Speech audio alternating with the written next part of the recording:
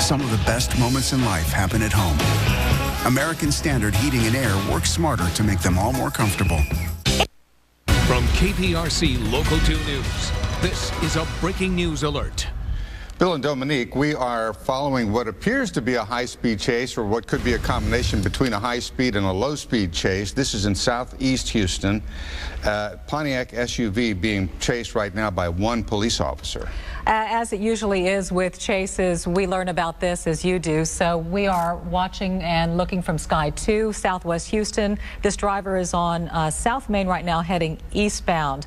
What we do know is that police are in pursuit. We don't know if this driver has hit anybody, but we've been told this is a slow-speed chase happening in southwest Houston. This person has traveled through different parking lots and in and out of different areas. But again, they don't appear to be going too fast as drivers and police officers try to stand back and wait for their moment to be able to catch this person. And it could become an even slower speed chase because we're now being told that he has run over at least one spike strip. These are the strips that police throw on the road with metal spikes in them to flatten the tires, although he does seem to be rolling along nicely here. We understand he has just passed Kirby, now on South Main, continuing in southwest Houston. Like Bill said, spike strips were thrown out, but it doesn't seem to be slowing this driver down. Right now, sort of in the middle of the road there on South Main Street toward Kirby, and let's see where he goes next. We are now at 3:24 in the afternoon. A lot of schools are getting out right now. School back in session for a lot of kids, so there are going to be some school buses on the road now approaching Fannin, we understand. And, you know, the curious thing is that he either has his left turn signal on or he has his emergency flashers on, one. But he's obviously signaling that to other traffic that he is on the run from police. Now we see two police units following. Still traveling on South Main Street, just past Fannin, as Dominique just said. Not sure, of course, yet why this fella is running from police or why they began to chase him to begin with. We understand this driver has paper tags on the vehicle. We don't know if it's a stolen vehicle or not. Approaching Alameda now, getting into the medical center area. So as you know, traffic can get really tight around there. So we'll see what happens as you know, he gets through some intersections. Actually, South Main and Alameda, he's heading out. Here comes a turn underneath what appears to be 610, I believe. It was an interchange of some kind because we had a crisscross, spaghetti crisscross there. He has never really taken this chase to excessive speed, and so the police are keeping their distance, staying well back from him. But though, just as I say that, he begins to be, looks like he's beginning to really pick up his speed.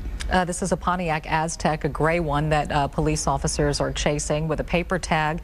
Why this chase began, we don't know, but it's been taking place through various streets in southwest Houston. Primarily low speed is how it's been described, but it looks like this guy is getting a pretty quick clip there.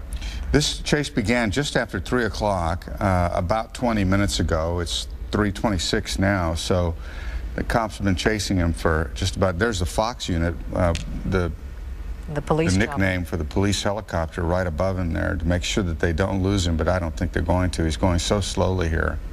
Okay, here's the 288 feeder, so obviously this driver is trying to get on the freeway to possibly pick up some speed. So this is 288 heading southbound now. He's going slowly enough and on a deserted enough road where they could perform a textbook maneuver to stop him if they wanted to by hitting the back of his vehicle, but they don't. They're just keeping their distance right now, just following along. Right, and also if he gets on the freeway, it gives police a chance to set up a staging area in advance, assuming that he doesn't get off. He's turning around. Let's see. You turn at, is that Belfort? Belfort, it is Belfort. Okay. Going back onto the freeway again, going back in the direction which he just came from. Interesting that he's not getting on the freeway. Let's see. Okay, this driver just made a U-turn here, parallel to 288, now must be heading northbound on the feeder road with officers in pursuit. Northbound 288, does he get on the freeway? Yep, sure does. Well, he, as we mentioned, he ran over a spike strip. It could be that he has the kind of tires that seal themselves immediately, although those things are pretty aggressive and usually tear tires up pretty badly. He may have missed it. Maybe. Driving a Pontiac Aztec, a gray one with a paper tag. Now the chase gets hairy because he's in traffic. He's gotten onto a freeway now. Before that, he was on surface roads, following along on the feeder. Now he's on 288, just passing the loop here, getting closer to downtown now. You see the spaghetti bowl right there of 610. So 288 northbound, getting into the downtown exits. Question is, will he stay on the freeway? It depends on how much maneuverability he has there on 288 and where he decides to go. But as you know, as you get close to downtown, you start merging with 59 and 45, and it starts to get real interesting and also a little more congested in that area as well. So 288 northbound. He's definitely picking up speed now. He's staying at the outside lanes. There's the school bus that we talked about. It's that time of the day. And that makes it very precarious for a lot of drivers out there. Police will become much more cautious now because he is headed into a much more congested area. Much faster. And we're, you know, still an hour from rush hour, but still we're going to see a lot more traffic as he gets closer to downtown. As you said, Bill, the signal is on for whatever reason, either hazards or a signal, but obviously he's going left and right, and it's not an indication of anything. But he has picked up substantial amounts of speeds here once he's gotten on 288, now passing McGregor. So he's getting into those downtown exits right now. OST. Again, this driver heading 288. Question is, where will he go from here? I don't think he has a destination in mind for a long time. He was just piddling around, as we said, on the surface roads, and just sort of got on the freeway as an afterthought. We don't know why this chase began, whether he did something that got a police officer's attention. Might be in a stolen vehicle. Dixie Drive here. Getting a little closer, you can see the officers, three of them, what we can see from our vantage point. Just went by Southmore now. Getting closer in. Looks like they may try to do something here. You know, it's interesting. We have reported on chase after chase, year after year, and they always end the same way, with the driver being apprehended. So it makes you wonder what goes through the minds of these folks when they think that they try to, you know, drive away and outrun police. In the end, somehow they get caught. Now we're approaching 59. Let's just hope in this particular case nobody gets hurt and this guy doesn't do anything erratic. Well, that's one thing about him. He hasn't been driving erratically, and he hasn't been purposely endangering other cars. You see him now, he's in the outside lane here. It's not even a driving lane. So he seems to be trying to stay away from other cars. There's the police helicopter. He's getting close to downtown. You know, as you know, there's so much debris that sits on those outside lanes that there's a good chance, too, just by running over nails or glass, you know, he may puncture his own tires just by driving in that lane. Now he's on the grass. And here we go with slow traffic. I think we're about to. I think he's about to stop here. Look at this. Just went around that truck. He keeps going. Getting into 59 here, traffic is really going to slow down, as you know, outside of the downtown split. He saw he was going to have to get back on because otherwise he would have been driving down that ledge. This driver on the left-hand side of 59. Let me just confirm: is this approaching 45? Okay. So we're still right there in the heart of the downtown area. It looks like he's in an exit lane. Does he stay or does he continue on 59? This is a very unique chase. I don't remember covering one like this because he's not as determined as most of them are. He seems almost reluctant to engage this chase. There's an exit. We'll wait for our producer to tell us what road he's on right now. Just exited off of 59. Of course, our helicopter is also on station above this chase, along with the police helicopter and presumably the helicopters from other television stations as well. So there's a lot of traffic above him as well. He is on the 59 feeder. He just made an exit, just passing Elgin now. So 59 feeder just past Elgin, just on the outskirts of downtown. Because of the way that he's driving, Dee, it doesn't look like he's going to make the kind of error that leads to a crash. Right, we hope. he's being almost, you know, careful here. All right, 59 Feeder Road. He passed Elgin. He has an opportunity, I think, to get back on the freeway. Let's see what he does. Again, if you're just joining us, a police chase underway. He just went through that intersection, obviously ran a red light because there were other cars stopped there. Police in pursuit of this gray Pontiac Aztec, slowing down. Now it looks like he's had to slow because of traffic, but he's going around. Just went on the sidewalk there. This is the first time we've seen him do anything that could be considered dangerous. Oh, now he's at St. Joseph Parkway. So is that the elevator he just went under? It looks like it.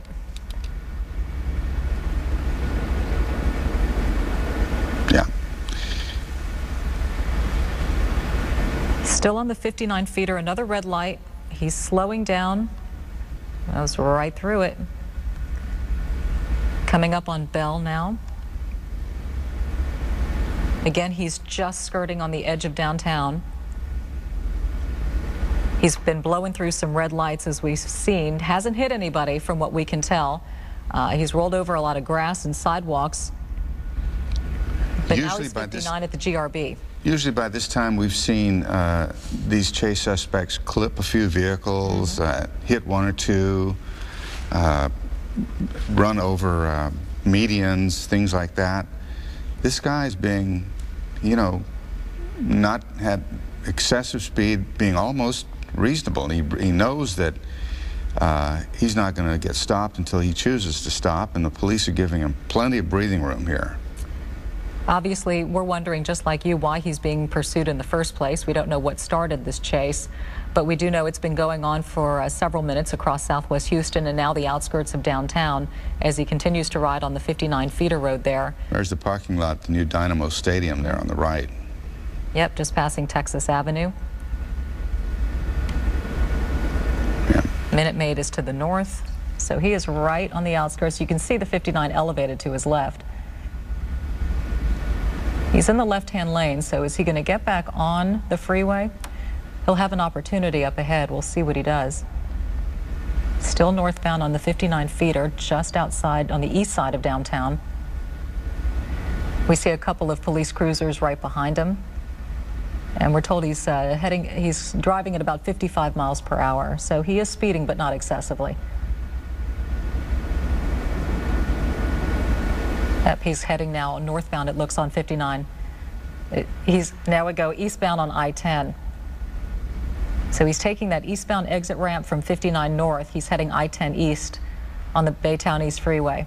Now we're getting a situation where this could be an elongated chase because he's got a clear shot here, but looks like this guy here, the unit right behind him may have been told to get ready to exercise this maneuver.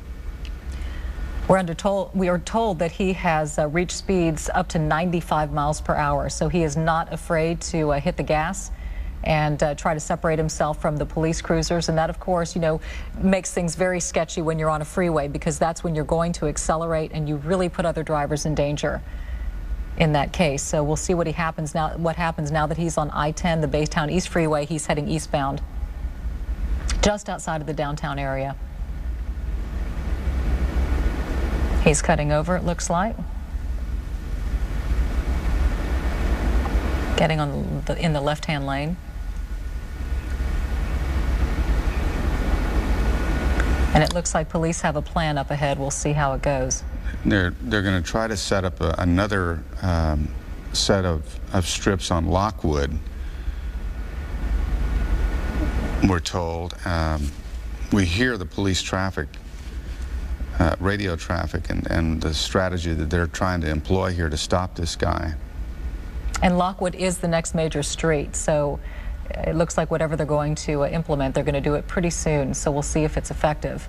Again, this driver now leading police on a chase is on I-10, the East Freeway, heading toward Lockwood, outbound. It's a Pontiac Aztec with a paper tag. Don't know why this guy ran from police in the first place, but we will gather that information once this comes to an end. But in the meantime, we have a lot of drivers that are being put in a very dangerous situation because of this guy's moves all through town. He's driving pretty much, you know, with the flow of traffic, such as there is. He's not going that fast. Getting over to the right. Why? We're told at least 10 police cars are following. Is he trying to exit here? Yep. Ooh, it's a little tight. At Cress. Just exited off of I-10 now at Cress. There'll be a stoplight up ahead. Had he stayed on the freeway... Yep. There's almost, a little hit right there. He's going left. Going north now on Cress. Let's see if he gets back on the freeway. No, he's northbound on Crest, so he's getting off of our freeway system. Had he stayed on the freeway, this could have gone on, you know, pretty much indefinitely. But now he's back on the surface roads. Just clipped somebody there. This is normally where these kind of chases end. Mm-hmm. In the residential area here. Yep, he is basically northeast of downtown. Heading northbound on Crest through a residential area as he went under the overpass there and went through an intersection. He clipped some truck. I'm sure that guy didn't know where on earth he came from. So this police pursuit continues now at 3:40 in the afternoon. Several 10 cruisers behind this guy. This driver in a Pontiac Aztek, northbound on Crest, making a right-hand turn. We'll get confirmation of where he's headed in just a moment for you. He's just sort of wending his way now through a residential area. Maybe he knows where he's going here. Maybe he does. Maybe eastbound on Brownsville we're hearing. Gets really sketchy in here because we're after school and there could be some kids outside playing, and he sure is driving quickly through this residential area. This is an area that's very unfamiliar to me, this part of town. But he's just going right through this small, and you know, the point about schools, he's bound to go close to one now because this is a residential area and they'll have schools here, school let out. Well, if it's HISD, they're not in session yet. Right, that's next week. So if it's not school, then you know what? You've got kids still on summer break. Either way, it's never good when it's in a neighborhood like this. Very dicey. Looks like he's heading back in the direction of the freeway. Yeah, back in the direction he'd come from. Yeah, so that would be south. You're right, he's sort of weaving through these streets. Maybe it's an area he's familiar with. It makes you wonder if he's going to try to run at some point. That's what it looks like. He's looking, it may be looking for a place where he can stop, get out and run. Yep. Westbound on Hirsch, is that what I'm hearing? Okay, westbound on Hirsch now. Nope. Yep. Another turn here. Yeah, he's looking for an opportunity, it seems to me. And we don't even know what prompted all of this. Chopper trying to regain position there and figure out where he is. There we go. Is he heading back toward the freeway? That's what it looks like. Yep, okay, here we go. So now we're back on the I-10 feeder road. Looks like he's heading back into town. Would this be westbound? I believe so, yep, westbound on the I-10 feeder road. Oh, no? Now he's turned into a little strip center here. Yeah, he doesn't know what he's doing. It looks to me like he's looking for an opportunity to bail out of this car and run. There's Lyons, eastbound on Lyons. Now you saw that police car stopped right there at the intersection. I mean, they've got him pretty much boxed in now. Mm-hmm. So let's see if they barricade an intersection coming up. Another left turn. Appears to be headed northbound on a street. We'll let you know what that is as soon as we get it. But just weaving in and out of this area. northbound of I-10 off of Cress and Lyons. That's in the general vicinity where this driver is, on the east side of town, northeast side of town. And let's see what he's going to do.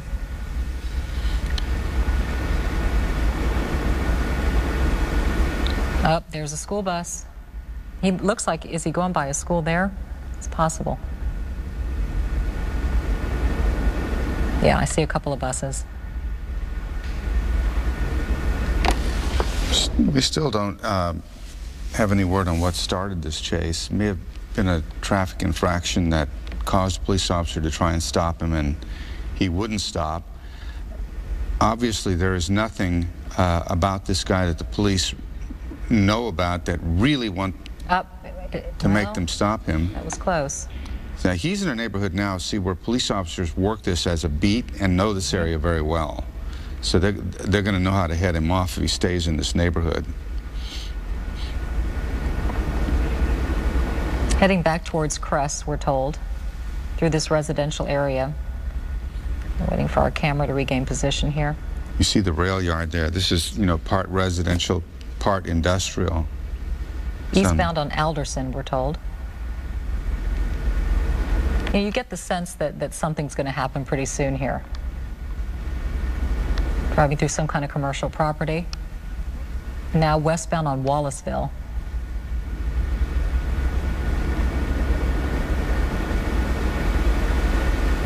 Looks like out of a residential area into more of an industrial. Paralleling the railroad tracks here.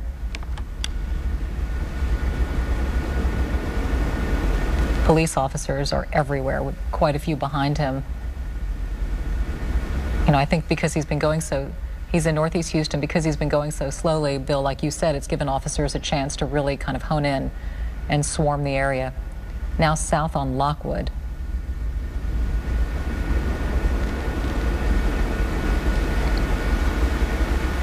If you're just joining us, you are watching a police pursuit that's been going on for some 20-30 minutes now. Started in southwest Houston. Now we're on the northeast side off of Lockwood. Police are chasing this Pontiac Aztec with a paper plate. Don't know why the chase started.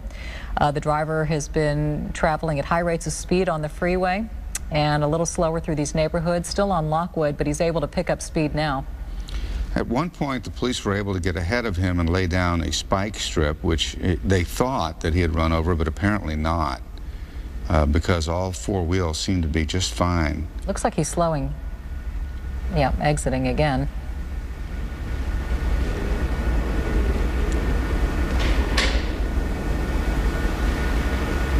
Running parallel to Lockwood. This driver's on the northeast side trying to evade police. Now back on Lockwood near a field, we're told, just sort of going in circles here. Now he's driving through the grass. I think he's looking for a place here to bail. He's as far as driving erratically, this is the only kind of erratic driving he's done, leaving the road and going over grass. Now he's going the wrong way. Now on the right side. Now he's on the right side of the street. He's never, that we've seen, done anything extremely. Here's his bailout play. Well, what was that? That was unusual. Looked like a place he thought he might be able to get out of the car, but not. Eastbound on Wallaceville, now going faster. He's trying to put a little distance between himself and the officer so that if he finds a place where he can bail, he can get out and run. A lot of times that's what these guys do. But now, I think heading back to Cress. And picking up speed. Police chase now covering the northeast side of town, north of I-10. Approaching Cress. Now he's northeast on Liberty, we're told. Guy's just all over the place here. He's just going in circles.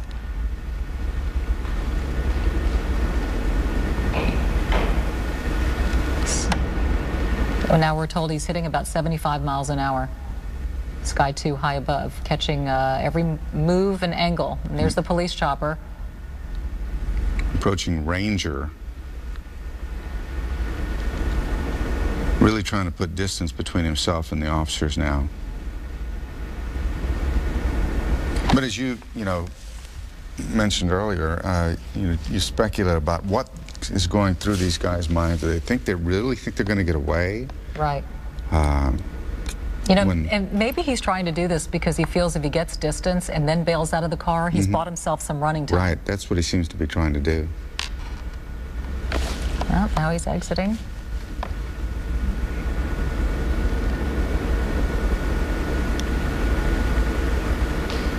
Approaching Englewood Rail Yard, we're told. In an industrial area off the northeast side. He's in the rail yard. Yeah. Okay. This is if they don't use this opportunity to stop him, I just don't know why they wouldn't. This is the perfect spot right here to get him. Looks he has slowed down. Perfect place to box him in. Near Liberty and Homestead. I mean, he's giving them every opportunity here to stop him. He's going very slowly. There's one police cruiser blocking him in. And he's back on a road. Let's see. That was a classic missed opportunity. He's back in the rail yard, right around Liberty and Homestead. Looks like, well, he's not really on a main street. He's in the rail yard itself, parallel to some railroad tracks on some gravel.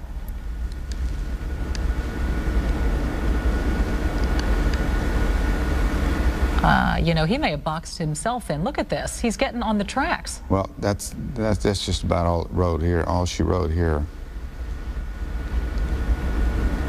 He's driving on the tracks. That's a car sign, not a railroad train. Unbelievable. Oh, my goodness. Get a load of this. He's driving on the tracks here. Well, he probably figures the cops won't do this, and they may not. Unbelievable. Well, he may have found his opportunity here unless a train comes. He's driving in between rail tracks here. Apparently, police have stopped following him. They can't get in there, nor will they do this. He was right about that. It's too detrimental to a vehicle to do this. Look at this. Look at this. I've never seen anything like this.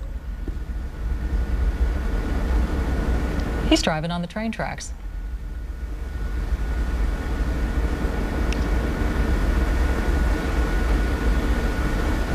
Get a load of this. This fella. And again, for anybody just tuning in, we're not exactly sure how this chase started, why the person is continuing to try to elude police, but they've now got themselves, or the one driver in there anyway, into this rail yard and is actually to some degree gotten away from HPD because the driver decided to get on these railroad tracks, and it looks like at this point HPD decided they couldn't follow at this point anymore. It's only possible Eric, we can hope to. They only lost HPD, the HPD that's on wheels, because the helicopter is right below us, in front of us just a while, and so HPD knows exactly where they are. Very good I would point. imagine that sooner or later HPD is going to get in front of this car, if not a train. And this little SUV continues to just make its way down these railroad tracks after it seemed a couple of times that HPD almost had him or she circled, and just going back and forth over these railroad tracks. Is it possible to get just a slightly wider picture to see where this car is at this point in the rail yard, Don? There we go. Yeah, that gives you an idea, Eric. A lot of tracks here, and these tracks, most of them are not meant to gone over by a car, because they're obviously not at an intersection where a road crosses a railroad track. Yeah, now the person is stopped backing and they're backing up now. up. And again, this is in the Eastwood Rail Yard owned by Union Pacific. So the driver, seeing something ahead that didn't look good, and is now backed up and jumped the tracks once again. I can only imagine if the tires have been busted or not, but see a passenger in there? I thought for a second maybe I saw a shadow. Driver. Yeah, it's possible. There may be a passenger in there.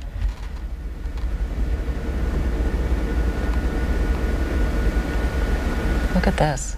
Yeah, he's picking up speed in there. Splashing up some water, too. Yep. May have rained there recently. Oh, that's going to slow him down. Look at this. Well, this is a point where he probably could get out and run around for a while because nobody's there.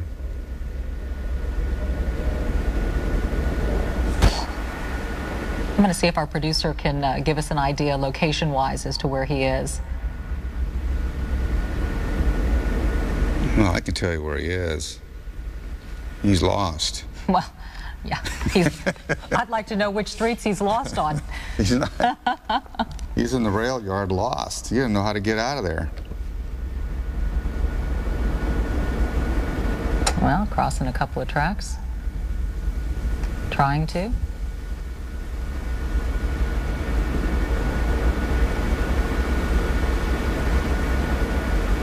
Boy, this is interesting. If he ever makes it back to a main road, it'll be surprising. Of all the chases we've covered, never been one like this.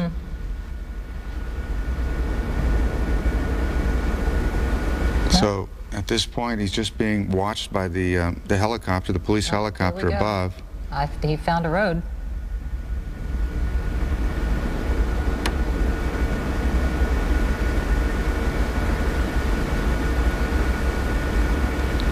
Well, he's out of the rail yard on some street there in between all these railroad tracks, crossing a couple. Is that a feeder road? Where are we here? I saw a sign that said parking or no parking. Well, this sure was an interesting detour. It's a miracle to me that this car is still able to drive. It's a good car. Yeah. What did we say it was? A Pontiac It's a SUV? Pontiac An Aztec. Aztec? And we don't even know why this chase began.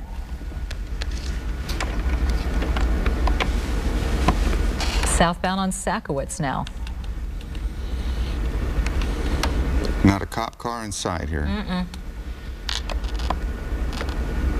Another turn. Up. Okay, now he's... Well, this is interesting. Yeah, this is a railroad right-of-way that he's got himself on. Okay, here we go. And now he's out. He's found as good a place as any to try and run. But there's an officer right there. Let's see how good he is at running now. Amazing. Just bailed out in some grassy area behind some homes, running from police, going through some trees here. He's out. Officer right behind him. This is an adrenaline run, and the adrenaline is just about to run out. That's it. Here it comes. Officer has his weapon. He had a taser out. He's been tased. He's down. They've got their man. He's down. One guy, so no passenger. Well, that was an interesting pursuit, wasn't it? It was. He'd been, for about 30 minutes, he'd been looking for a place where he could bail out of that car and run away from officers, found what he thought was a good spot, and it wasn't very good. Officers have their guy. From our coverage, what we could tell, one vehicle was clipped during all of this, but no major accidents throughout all the roadways and freeways that he traveled on. And we will be gathering information on this chase and obviously finding out why it began in the first place. But we're happy to show you here on Local 2 that police have their man. The chase is over. And everybody on our streets, especially on the northeast side where this has been taking place, is safe. You don't have to worry about this crazy driver wreaking havoc on your afternoon drive today. They're walking him now over to the police cruiser. Cuffed and stuffed, as we say, and he's going to go.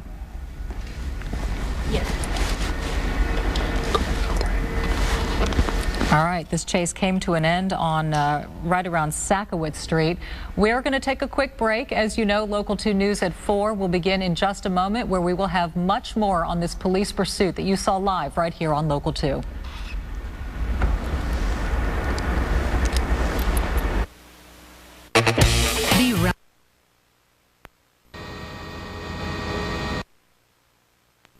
Don't know why the person in the Pontiac crossover for downtown in northeast Houston, as that male driver did what he could to avoid police, and then here at the 5600 block of Glenarm stopped and bailed out, and that's when police captured him. As we go back and look at some of the highlights of the chase, you can see it gets close here where he drives through a parking lot of a business, a busy intersection. Right. See, this is a great observation. You see how the officer did not pin the driver in.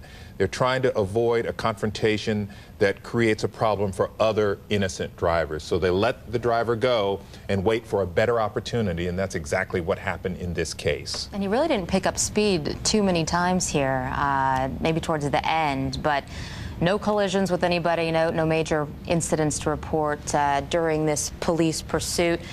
We've been following this from the air, of course, as we do with chases, but we do have a ground crew en route to where he was taken into custody, and they'll gather more information from HPD, find out exactly why they were in pursuit of this man. Obviously, he didn't stop. We don't know why he was running, but all of those details will come to light, we're sure, shortly this afternoon. Yeah, a lot of unanswered questions, as usual, on this is the neighborhood just east of Lockwood on the east side. You see a close call there on the left. That says live, but that is just highlights from the chase from earlier. On the right, you can see officers surrounding the car. We believe the suspect has now been handcuffed and placed. And that's the live picture on the right, and on the left is tape from just moments ago when the chase was still going on. But police have finally gotten their man, and now we have to figure out we'll have to figure out why this person decided to take off. You can see on the left-hand side highlights again of the chase. Person drives into the grass. I thought this was going to be over at this point. And the police could have boxed him in, decided not to right there. And the man got away once again. This happened a couple of times during this nearly hour-long chase. But it wasn't until the man later jumped out of the car. And then it got really interesting as the driver got near a railroad yard. Again, we're looking at highlights on the left. And I believe this is when he gets the driver gets close to the railroad yard. You see the tracks there? On the right-hand side, again, live pictures. Suspect is KPRC Local 2 News begins right now with a breaking news alert. And good afternoon, I'm Dominique Saxa. You're looking at the video of a chase that just ended just moments ago. A man who just kept on going, and police try and keep these things safe. They do not want it has happened where other people are injured, hit, killed in a police chase, and HPD tries to avoid that in any way possible, so therefore they don't get too aggressive. So again, we're looking at a tape of the chase on the left side of your screen.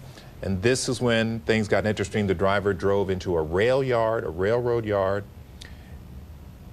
and finally wound up on some tracks. Our Kevin Reese is on the phone. Kevin, where are you? Tell us, and what can you tell us? We are arriving just now at the intersection of Shotwell and Glenarm right now, where this thing ended.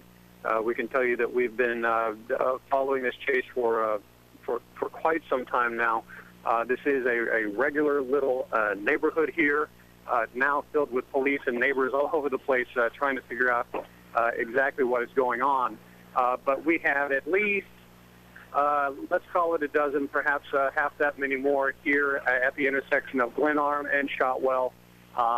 They are all secured now, making sure that everybody is okay after this chase. But right now, this thing is over. But it has gone on for miles and miles and miles. But right now, we're just arriving on the scene, trying to figure out what is happening here with the driver, why he did this, why he led police on this long chase. But we'll have that update for you as soon as we can. We are walking up to that scene right now, Lynn. All right, Kevin Reese, thank you very much. On the left, again, we want to show you, these are highlights of the actual chase. On the right is a live picture where police apprehended the driver who led them on a chase for an hour. This is at Glenarm and Shotwell, just east of Lockwood, I am told. And this all ended when the driver suddenly jumped out of the car and took off on foot. As we continue to look at highlights. And again, we don't know why. We don't know what the desperation was. Unconfirmed reports this was a stolen vehicle, but we have not confirmed that, so we're trying to work that out. But police will get us the information. And as police got close to the driver, once he jumped out of the car, it looks like possibly a taser was used to bring the man down. As we continue to look at the highlights on the left. But again, we are happy to say nobody was hurt. No police officers, no innocent drivers on their way home during rush hour, and no school children, etc. So that is very good news because it lasted for an hour, mostly on the east side of town, and police never were able to get spike strips down to blow out the tires on the man in the car. So, but they do have the person in suspect. That is the live picture on the right-hand side where this thing is over. Kevin Reese will have an update for us sometime here in the 4 o'clock hour. Glad that ended with no one hurt. With no one hurt. Yes. All right. Thanks for joining us now into the 4 o'clock hour. And we now have a tragedy to report.